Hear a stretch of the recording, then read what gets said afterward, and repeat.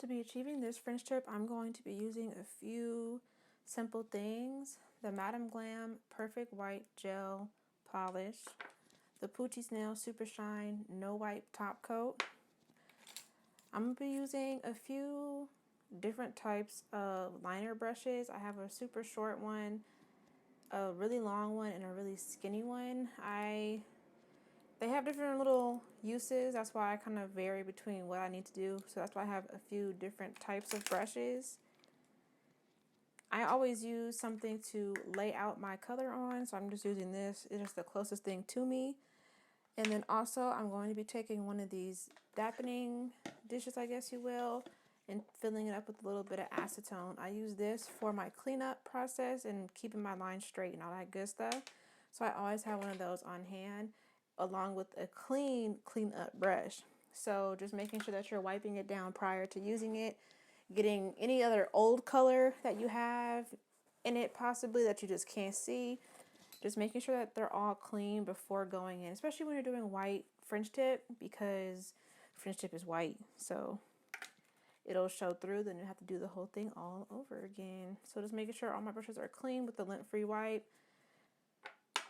Starting off with the Poochie Snail's top coat. Sometimes I feel like when your lines are a little wonky and your nail art starts to bleed and run all over the place, putting down a clear top coat helps prevent that, because you're working with a coated canvas. So I'm just going to be going in with my top as I would if I was completely done with the set, curing, and then I'll go in with the white to start my Frenchies.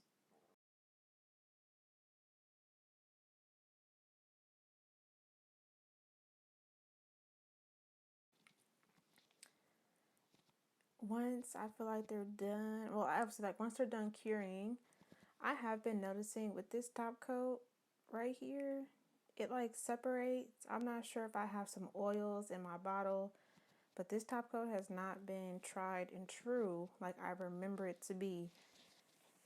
Here nor there, we're just gonna keep going because I just don't have time to deal with it. Taking my white, and I'm gonna start doing my French tip. There are several different ways you can achieve a French tip. There's several different ways that you can map it out and how you want it to look. It all determines how you go in with your French tip. Some people like a really nice hook. Some people like it to be relatively thicker. Here nor there, it all depends on your person and how you want to have your work look at the end of the day. So kind of keep that in mind when you're watching tutorials and watching videos. Just find someone whose video looks like the type of French tip you're trying to achieve, or the type of acrylics that you're trying to learn how to do. So I'm just going to be picking up some of my white on my brush, and I don't need to drag it out yet because I'm not really at the point where I need my lines thin. I am gonna make my first mark of how deep, by how I want it to start, like so.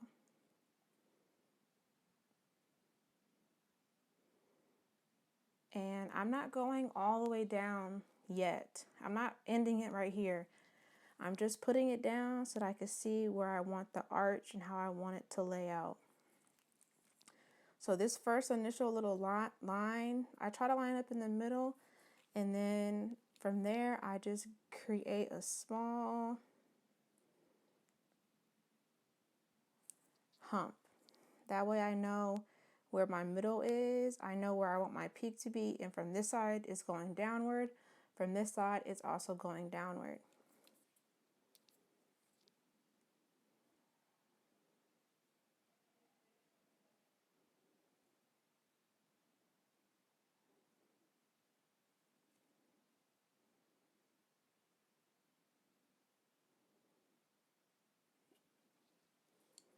I do like to fill it in because it allows me to see the end picture, like all the way as far as what's filled in and how it's going to look. So I'm going to start filling in just my tip so I can see what needs to be leaning what way. French tip is obviously like a symmetrical look that people try to achieve. So when I say symmetrical, I mean the slope. So you're able to see this way, you're able to see that way, and it's coming together to make the U shape. So now on both sides, I'm at the same point. So I'm going to load my brush up with polish, and I'm going to really try to use the entire part of the brush when I do this next. And I'm just going to make a line going downward. And as I get closer to the end, I want to be at the tip of my brush because I don't want it to be big and thick as I'm doing up here. And I'm going to fill it in just like I said earlier. You can see what all the color really looks like.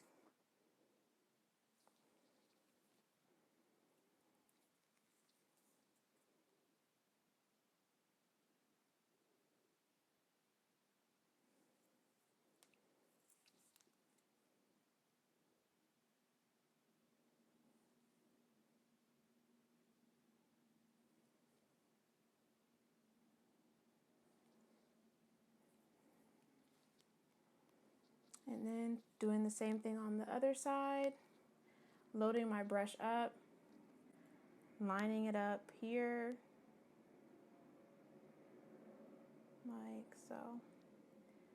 And see how I started like this, but as I went down, I go like that. That way you can get that nice thin line. That's a big part of the French tip, is that corner. To make it look like it's really thin, to make it look like it just wisp away. So now that I got my ends kind of where I want them, this one is a little bit further down. I'm going to go back and fix that. That's no problem. Now I like to, like from the top, this area and this area, you can't tell there's a French tip there. So I'm going to be building that up so that's more visible when I'm holding my nails like so. By that, I'm going to start from the middle and work downward. Same thing, from the middle and downward. Really trying to just focus on this area here to make it the white come around the nail.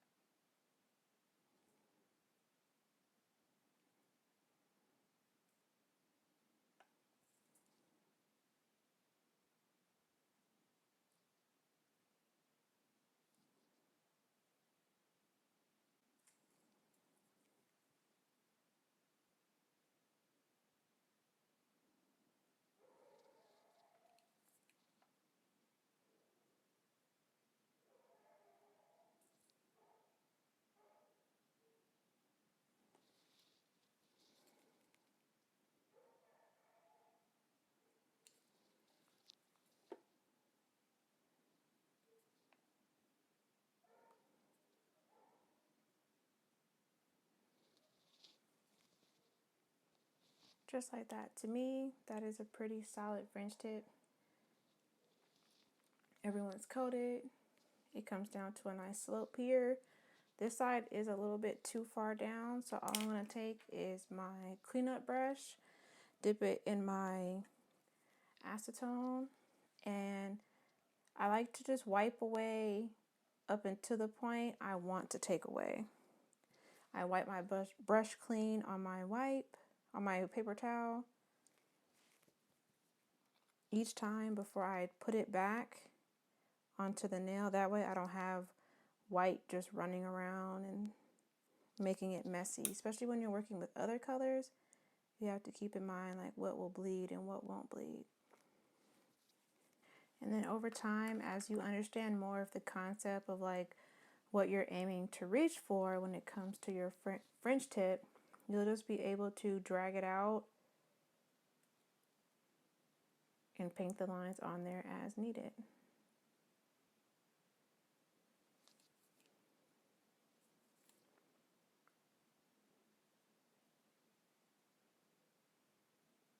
And that's just when it becomes a little bit more consistent. You do it a lot more on your clients. You established your own type, unique style to it, and you've gotten the hang of how you want it done. You know how much your nail art brush can hold as far as polish. It's a lot of little things to the art of doing nails that comes into play as far as you finding your move and like your consistency with doing nail art, laying acrylic, removing nails, doing gel manicure, so on and so forth. It's all just knowing your product, knowing your brush, along with the fact that you've done it multiple times and you're able to achieve the end result.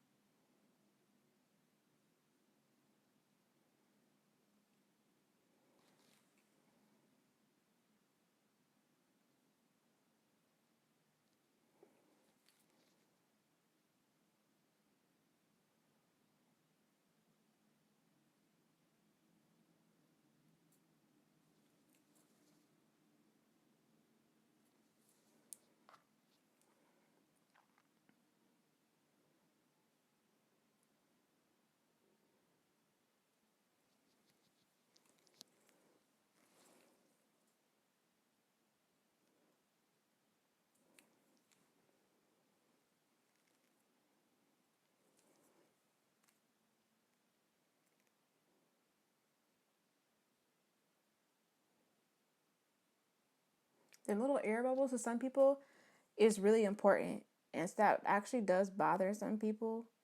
So if you do see big air bubbles, just try to get them out. You just get them out by wiping them out and then going back over. Well, you actually get them by not like dipping your brush in and out, in and out, in and out, and then putting your product on, but that's really hard to do. So just wiping them out is a lot easier sometimes.